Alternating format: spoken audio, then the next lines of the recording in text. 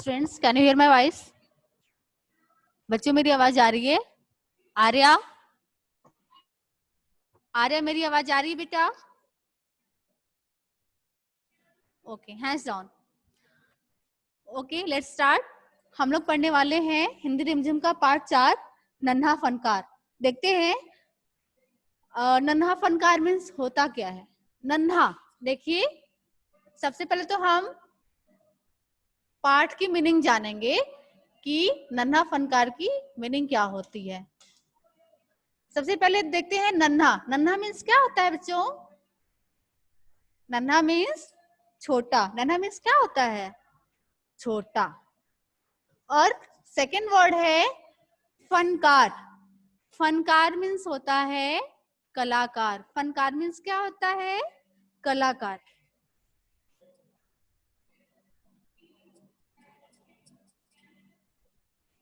Students, listen carefully,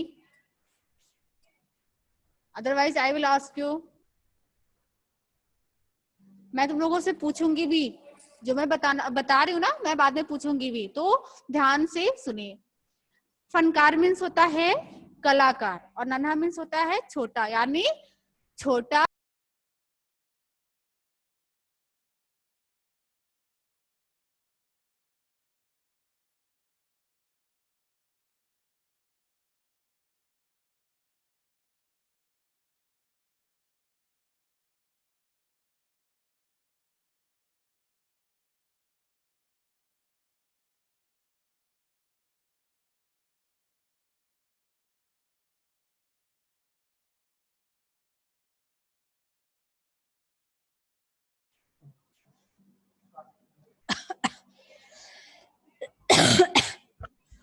okay, sorry for that. चलिए हम लोग स्टार्ट करते हैं। स्टूडेंट्स, सबके पास बुक होगी ना? सबके पास बुक है? Open on page number 33। Open on page number 33। सबने ओपन कर लिया? चलिए हम लोग स्टार्ट करते हैं, ध्यान से देखिएगा। वह लड़का, ये एक स्टोरी है, ठीक है।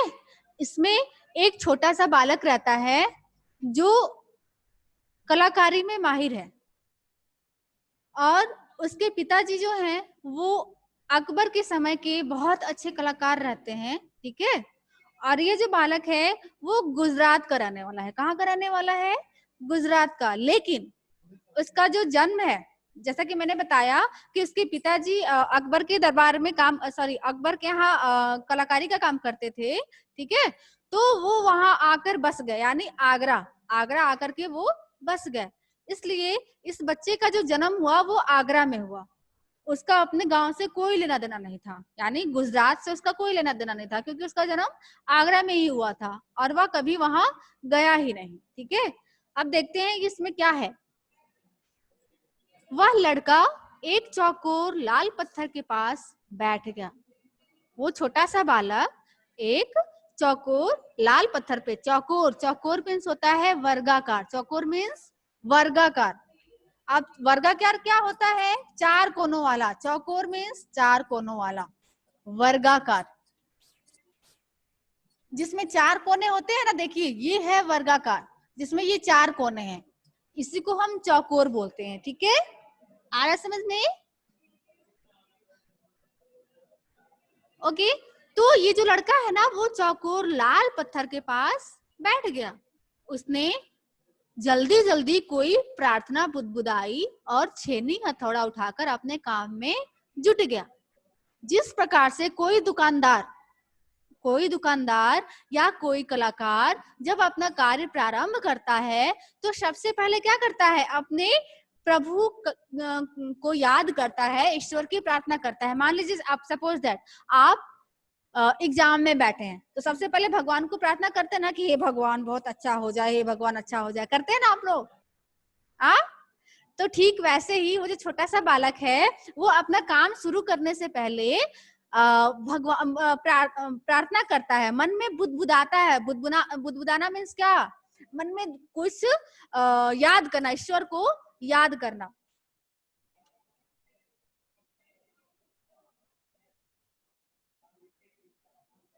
मन ही मन कुछ बोलना, बुदबुदाना मीन्स क्या होता है, मन ही मन कुछ बोलना। अब प्रार्थना में ऐसा वैसा तो कुछ बोलेगा नहीं बालक, प्रार्थना में हो सकता है कि ओम नमः शिवाय ही कह रहा होगा, या यह कह रहा होगा कि हे भगवान मैं जो करने जा रहा हूँ वो काम अच्छे से हो जाए, यानी वह मन ही मन प्रार्थना करता है, बुदबुदाता है। बुदबुदाना मीन्स मन ही मन बोलना, कुछ बोलना।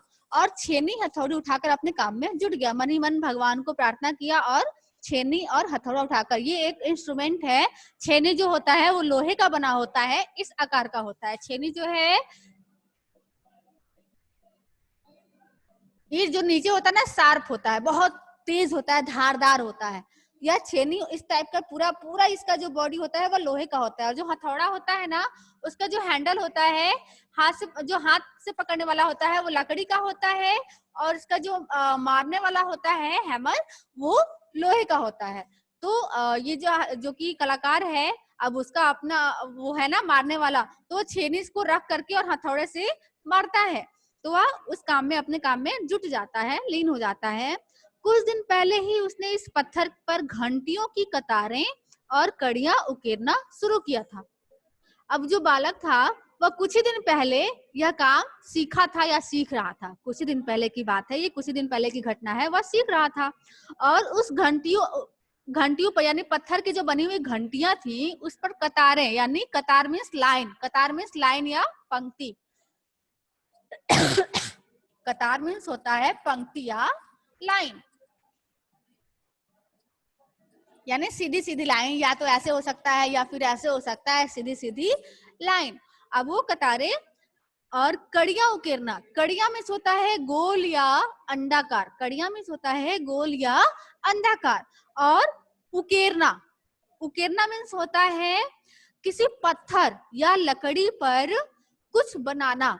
उकेरना, उकेरना मीन्स उभारना। पत्थर या लकड़ी पर जब आप काट काट के करोगे तो जो जो डिजाइन बना रहेगा वो उभर करके बाहर आएगा, उसी को हम उकेरना बोलते हैं। ठीक है, उकेरना मीन्स पत्थर, लकड़ी आदि पर कुछ बनाना।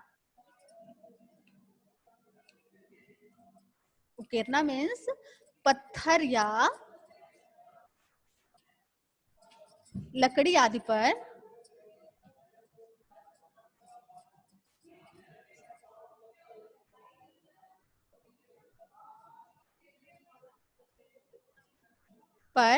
कुछ बनाना, कुछ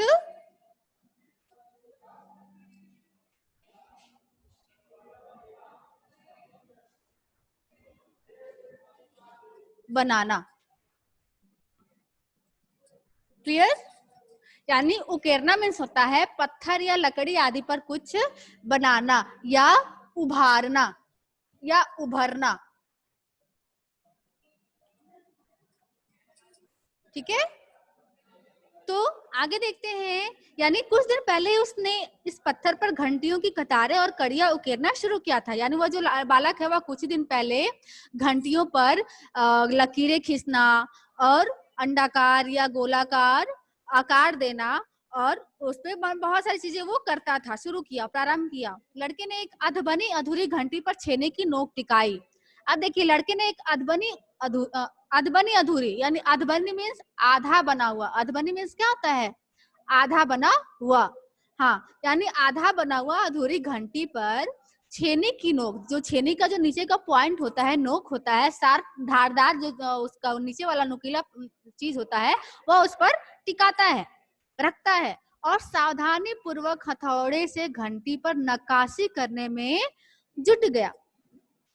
नक्काशी करना मीन्स क्या, पत्थर या लकड़ी पर कलाकृति को तराशना। नक्काशी करना यानी कि कोई पत्थर या हार्ड चीज है, या पत्थर भी कठोर होता है या लकड़ी भी कठोर होता है, उस पर, जैसे में क्या, मूर्ति देखते हो ना, मूर्ति जो है या तो मिट्टी का बनता है या पत्थर का बनता है, तो उसमें जो चेहरा उभर के आता है वही क्या है, नक्काशी करना।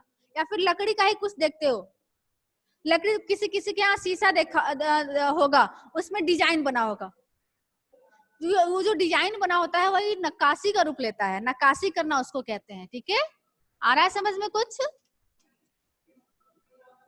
अब आते हैं आगे। हथौड़े के वार से पत्थर पर जो कटाव उभरता उससे पत्थर की किरचें छितरा जाती, यानी हथौड़े के वार से जब हथौड़े से उस पर आक्रमण करता, वार करता, चोट देता, तो जो कटाव उभरता, जो कटाव मीन्स क्या, जो पत्थर पे कट करके उभर करके ऊपर आता, उससे पत्थर की किरचें छितरा जाती। किरचे मीन्स होता है पत्थर का छोटा छोटा टुकड़ा। किरचे मीन्स होता है पत्थर का छोटा छोटा टुकड़ा।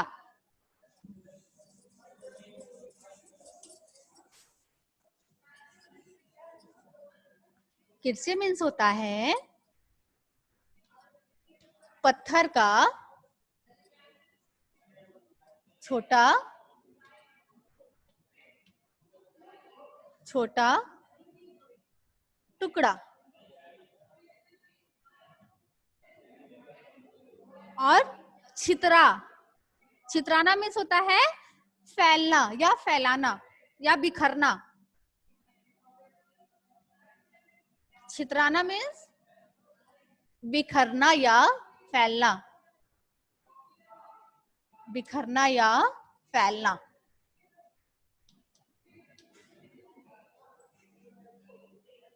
तो जो पत्थर की किरचें थी ना, पत्थर के जो छोटे छोटे कटे हुए पदार्थ थे, छोटे छोटे जो हिस्से थे, वो छितरा जाते, यानी बिखर जाते, फैल जाते, और वह आंखें सिकोड़ लेता। जैसे क्या होता है, जैसे आप देखते होंगे कुछ भी जब आंख पे झटके से कुछ आता है तो आंखें अपने आप ही मीच जाती हैं, आंखें अपने आप ही बंद हो जाती हैं। ठीक उसी प्रकार से जब वो बालक छेनी और हथौड़े से प्रहार करता पत्थर पे, तो जो उसकी जो टुकड़े उछल उछल करके आते, तो उससे उसकी आंखें बंद हो जाती, वह उसकी अपनी आंखें सिकोड़ लेता था।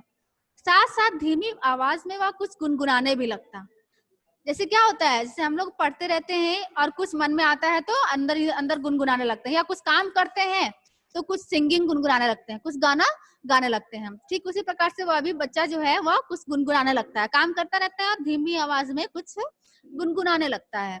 उसके चारों ओर दूसरे संग तराश भी अपने अपने काम में डूबे हुए हैं। जैसे वो छोटा सा बालक अपनी कलाकारी कर रहा है, घंटियां बना रहा है, ठीक वैसे ही उसी प्रकार के अन्य लोग भी कलाकारी कर रहे हैं। ठीक है। केशव 10 साल का था। अब देखो केशव, इस बालक का क्या नाम है, केशव।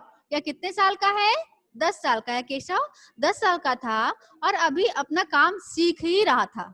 वह धीरे धीरे अपना काम सीख रहा था, क्योंकि वो तो 10 साल का था, छोटा सा बच्चा था। अब वह धीरे धीरे अपने काम सीख रहा था और उसके अंदर इतना वो था, शार्प माइंडेड था कि वह किसी भी काम को अगर एक बार देख लेता था तो वह उसको कैच कर लेता था, उसको करना शुरू कर देता था। पिता के एक बार करके दिखा देने पर वह सीधी लकीरें और लकीरों वाले और घुमावदार डिजाइन उकेर सकता था। यानी उसके पापा जो एक काम करते थे तो वह उस चीज को देख करके वह सीधी लकीरों को और घुमावदार डिजाइन को उकेर सकता था, बना सकता था। अब तक उसने नक्काशी का जो भी काम किया था, उनमें से इन घंटियों को बनाना ही सबसे ज्यादा मुश्किल था। यानी हर काम तो आसान था, किसी भी चीज पर नक्काशी करना आसान था, लेकिन ये जो घंटियों पर नक्काशी करने का काम था वह बहुत ही मुश्किल था, डिफिकल्ट था। केशव जानता था कि एक दिन तो ऐसा जरूर आएगा जब वह बहुत बारीक जालियां, बारीक मीन्स महीन या सूक्ष्म, सूक्ष्म, बारीक मीन्स सूक्ष्म या पतली। वह जानता था कि एक न एक दिन वह जरूर पतली पतली जालियां बनाना सीख जाएगा। महीन, नफीस, देखिए नफीस मीन्स होता है सुंदर, नफीस मीन्स क्या होता है, सुंदर। और बारीक मीन्स होता है पतली या बारीक, बारीक मीन्स होता है पतली या सूक्ष्म।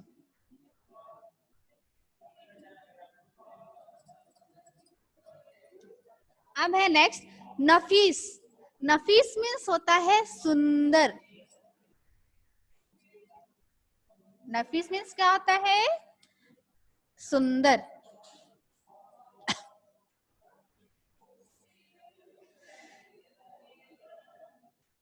वह जानता था कि एक न एक दिन मैं पतली पतली जालियां बना लूंगा, सुंदर सुंदर बेल बूटे यानी फूल का आकार दे दूंगा, कमल के फूल बना लूंगा, लहराते हुए सांप और इतलाकर चलने वाले यानी गर्व से चलने वाले घोड़े, ये सब पत्थर पर मैं उकेर पाऊंगा।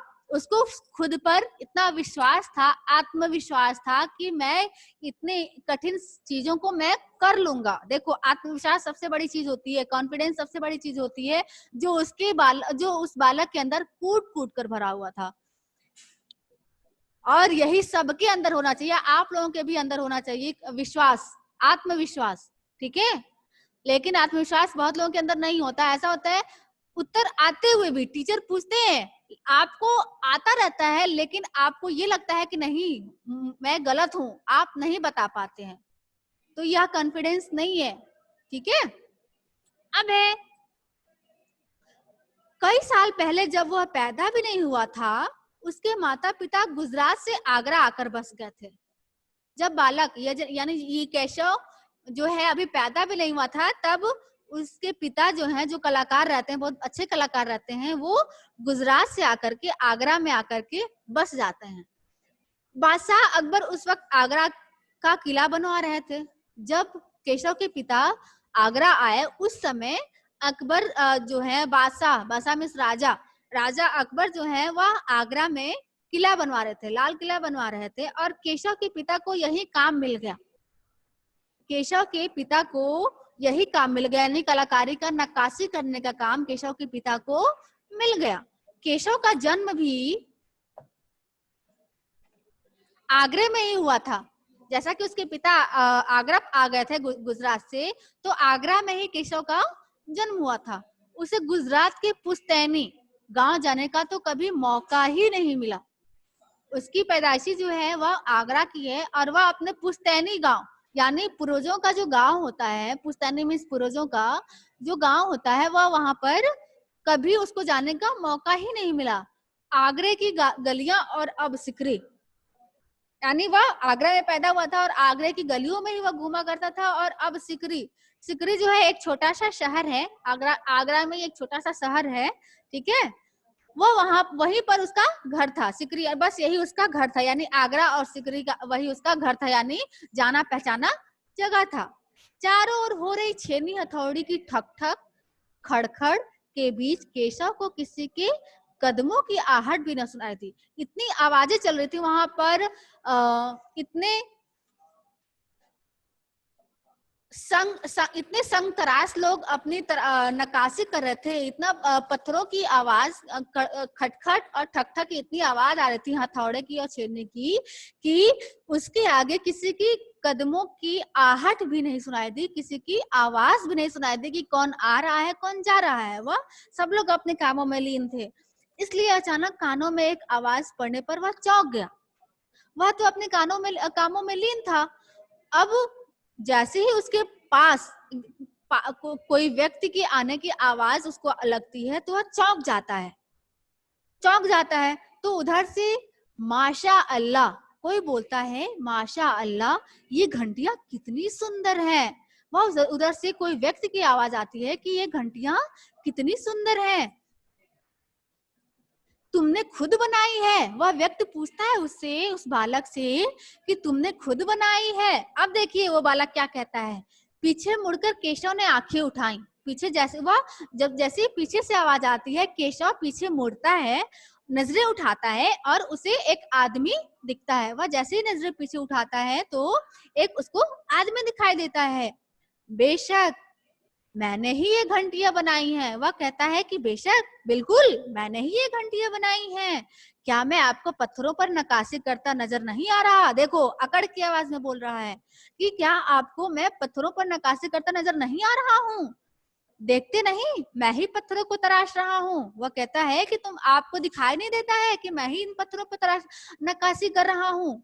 केशव ने बड़ी तलखी से जवाब दिया। तलखी यानी तीखी आवाज में, कटुता पूर्वक। तलखी मीन्स होता है तीखी, तलखी मीन्स तीखी या कटुता पूर्वक। तलखी मीन्स तीखी या कटुता पूर्वक।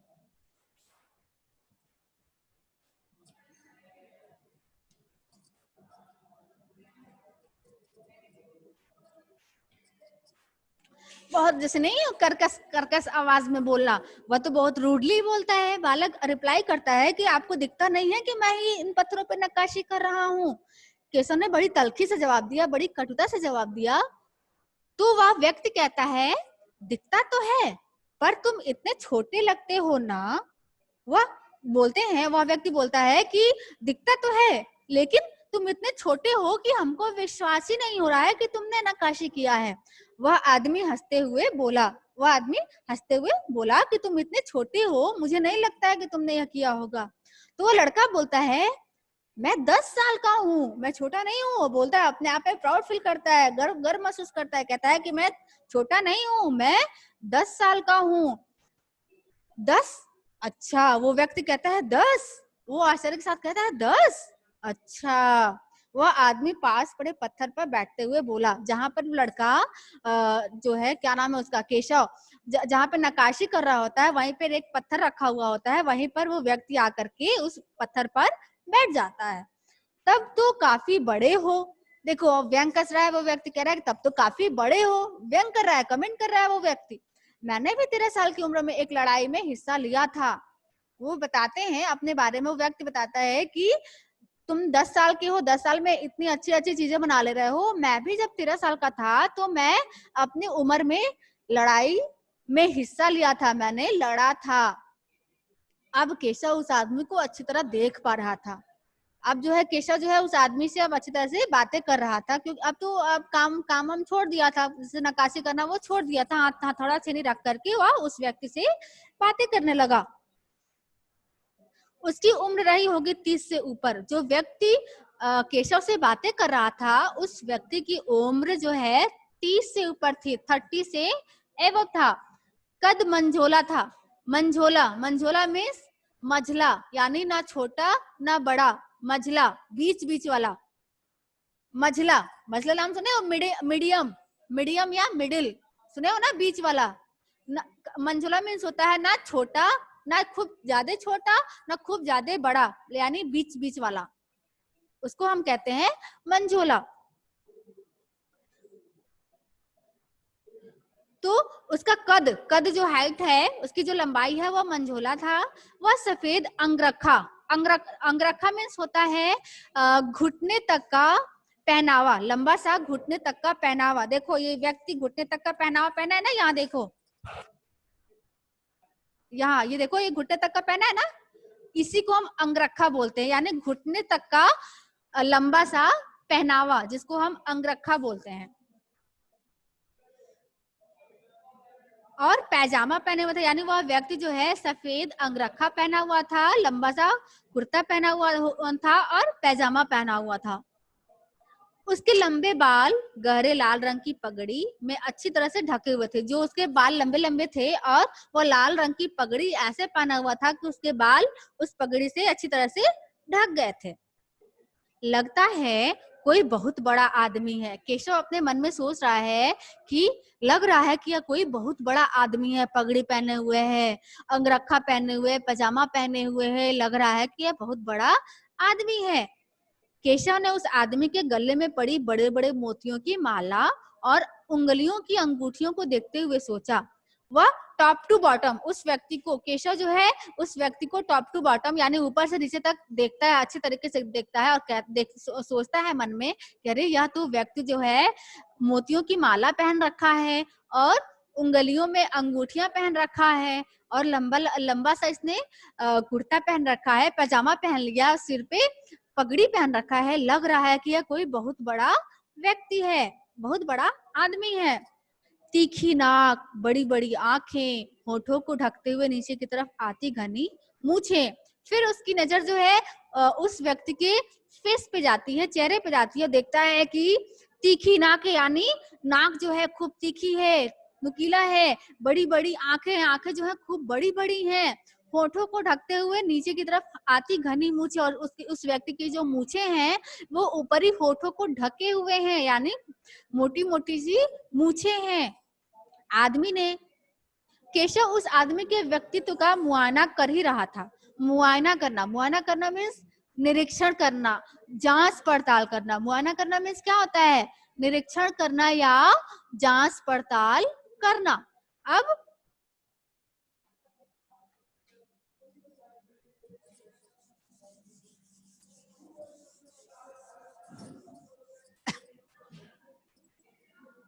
मुआयना करना,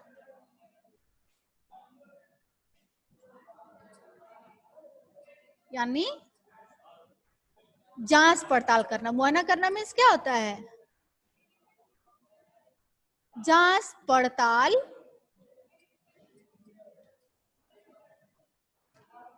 करना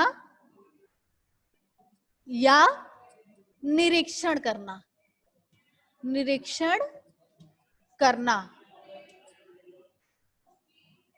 मुआयना करना मीन्स जांच पड़ताल करना या निरीक्षण करना। अब वो जो है वो उसके व्यक्तित्व का, यानी टॉप टू बॉटम वो हर चीज देख लेता है, उसके पहनावा देख लेता है, उसका चाल चलन देख लेता है, उसकी फेस में जो भी सारी चीजें हैं वह देख लेता है और उसका मुआयना करता है। अभी जांच पड़ताल कर ही रहा होता है कि तभी उस आदमी ने एक नक्काशी की तरफ इशारा करते हुए कहा,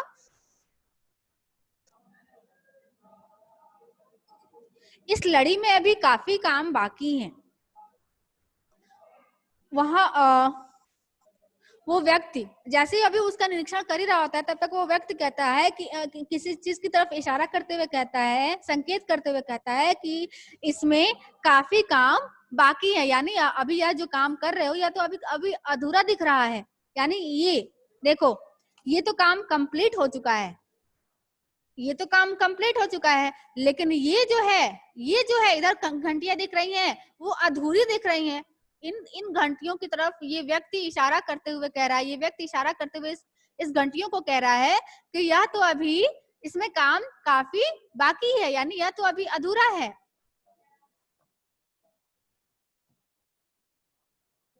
तो इससे पहले कि केशव कोई जवाब देता, अभी वो व्यक्ति जैसे ही कहता है तब तक इससे पहले कि केशव अभी जवाब देता, उत्तर देता, उसने किसी के तेजी से दौड़कर आने की आवाज सुनी। अभी आवाज अभी उत्तर देने ही वाला था, तब तक उसको किसी के दौड़ करके आने की आवाज सुनाई दी। यह और कोई नहीं, महल का पहरेदार था। जो दौड़ के आ रहा था ना वो और कोई व्यक्ति नहीं था बल्कि महल का पहरेदार था। हुजूर माफ करें, वो डरता हुआ पहरेदार जो है ना उस व्यक्ति से कहता है, हुजूर माफ कर दीजिए, मुझे आपके आने का पता ही नहीं चला। वह उससे कहता है, पहरेदार जो उस व्यक्ति से कहता है कि हुजूर मुझे माफ कर दें, मुझे आपके आने का पता ही नहीं चला। हाँफते हुए उसने कहा, दौड़ते हुए आया था इस वजह से वो हाँफ रहा था, उसके अंदर डर था, ठीक है, उसके अंदर डर था और वो हाँफते हुए उस व्यक्ति से बोला कि हुजूर मुझे पता भी नहीं चला कि आप कब आए। फिर वह मुड़कर भौचक से खड़े केशव को घूरते हुए बोला, बेवकूफ खड़ा हो, हुजूरे आला के सामने बैठने की जरूरत कैसे की तूने, यानी जो ये बादशाह के सामने तुमने बैठने की जरूरत कैसे की। जरूरत करना मीन्स हिम्मत करना, जरूरत करना मीन्स हिम्मत करना। जरूरत देखिए, तुमने बादशाह के सामने जरूरत कैसे, बैठने की जरूरत कैसे की, हिम्मत कैसे की।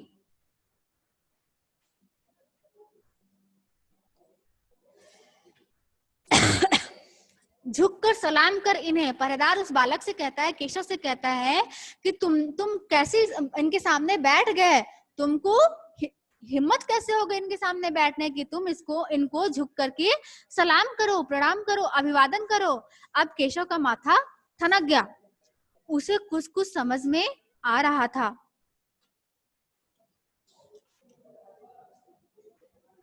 माथा ठनकना मीन्स अनिष्ट की आशंका होना। माथा ठनकना मीन्स मुहावरा है जिसका मीनिंग होता है अनिष्ट की आशंका होना।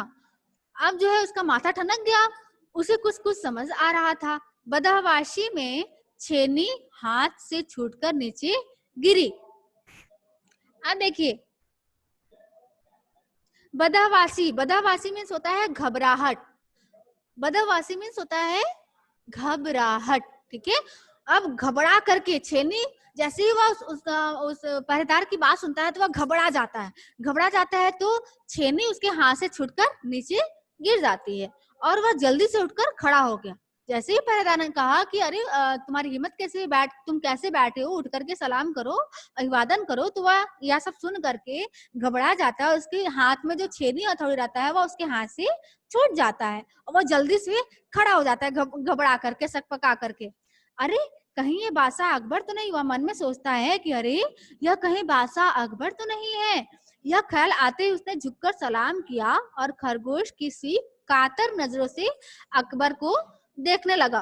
कातर नजर से, यानी कातर मीन्स भयभीत, कातर मीन्स होता है भयभीत होना, नजर मीन्स जानती हो, कातर नजर से यानी भयभीत नजरों से वह उनको यानी खरगोश की तरह से भयभीत नजरों से केशव ने उनको देखा और सलाम किया।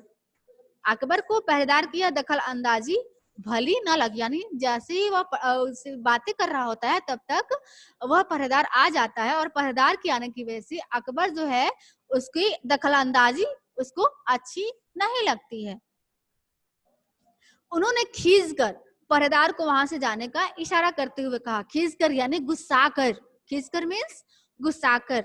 उन्होंने गुस्सा कर पहरेदार को वहां से जाने का इशारा किया। इशारा करना मीन्स संकेत करना, संकेत किया कि ठीक है सिपाही, कुछ देर के लिए हमें अकेला छोड़ दो। वह गुस्सा करके, अब तो वो फ्रेंडली, उस केशव से फ्रेंडली बातें कर रहे थे।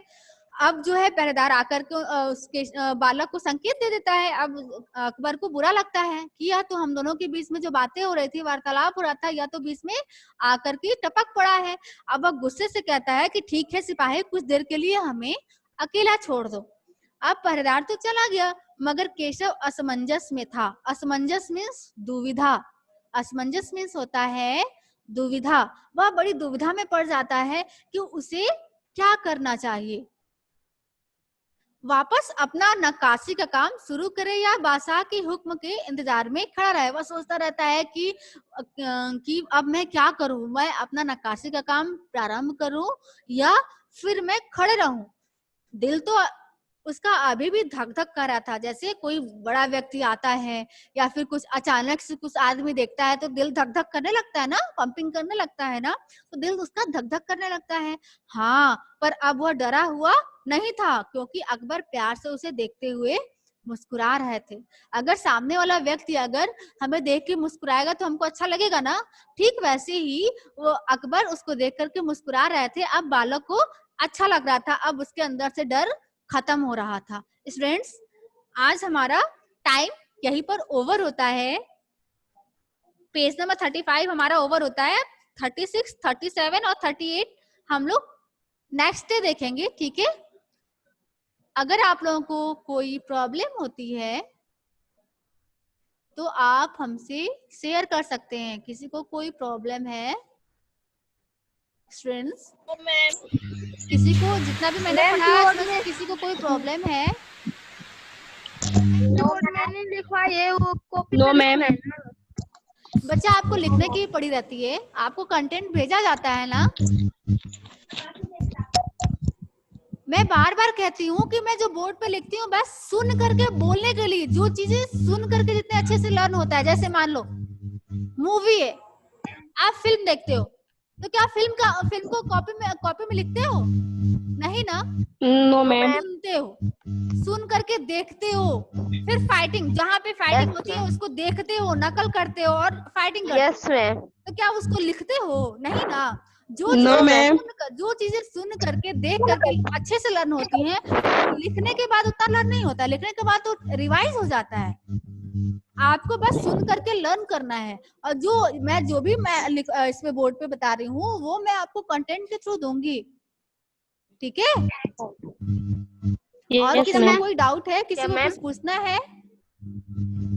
No ma'am. जो बोर्ड पे लिखते हैं मैम वो समझने के लिए था। हाँ, सुन करके मैं जैसे जैसे मैं पढ़ाती जा रही हूँ और कोई डिफिकल्ट वर्ड आ जाता है तो मैं उसको बोर्ड पे लिख देती हूँ। बस उसको अगर मेरी आवाज क्लियर नहीं हो रही है तो मैं इसी वजह से बोर्ड पे लिखती हूँ ताकि आप उसको पढ़ करके समझ सके, सुन करके उसको याद कर सके, इसलिए मैं बोर्ड पे लिखती हूँ। Yes ma'am. Yes ma'am. समझ में आया कुछ? Yes ma'am. Yes ma'am. Okay yes ma'am. चलो ठीक है, हमारा अब टाइम ओवर हो रहा है। Okay bye, take care, have a nice day. Okay ma'am. Bye bye बेटा, bye. Okay have a nice day, thanks for bye supporting, ma'am. Bye. Bye ma'am.